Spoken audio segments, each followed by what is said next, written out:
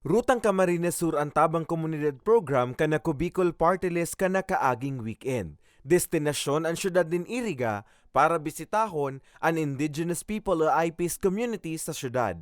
Katuwang man sa proyekto ang KBP Camarines Sur Chapter, Department of Health, Children International asin lokal na gobyerno kan Iriga.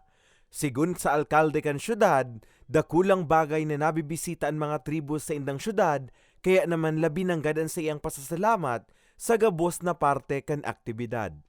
With our mantra or slogan na Edama Tagak, Edama Watak, ibig sabihin no one shall be left behind, we are giving focus on the indigenous people because they are the most underprivileged and most vulnerable sector of the society. Apat na tribo ang binisita kan grupo. Inian Uyanggo, Agta Tabangnon, Ilian, asin Inurugan tribe.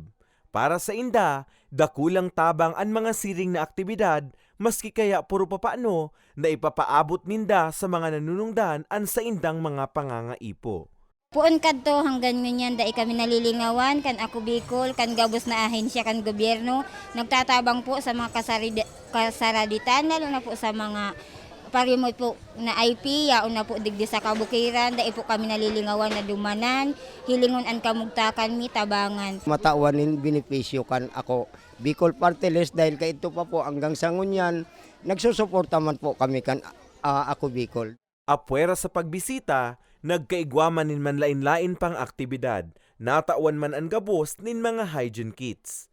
Maray for an NGO and the government to really collaborate on this very vulnerable and disadvantaged group of people, no, kasi like araw ka ni area baga mahirap sa kanila mag-access ng arami ito ng services, so talagang marginalized, disadvantaged, so we have to take care of them. So sa hiling ko baka lamang no strategically ma-prioritize sinda. So kita po nagkasararo no nagtarabangan kita tanganing so mga resources ta pagsararoon. And tawan tayo ng mga disadvantaged sector, aron kayo ng mga indigenous people.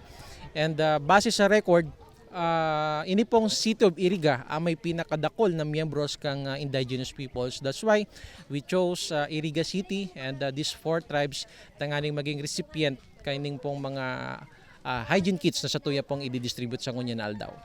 Total na 1,915 na individual ang naging benepisyaryo kan programa. Promesa kanako Bicol Party List, mapadagos ang mga siring na mga proyekto para maabot asin matabangan gabus na Bicolano asin Pilipino. Para sa mga baretang Tatak Bicol, Carmelo Balia.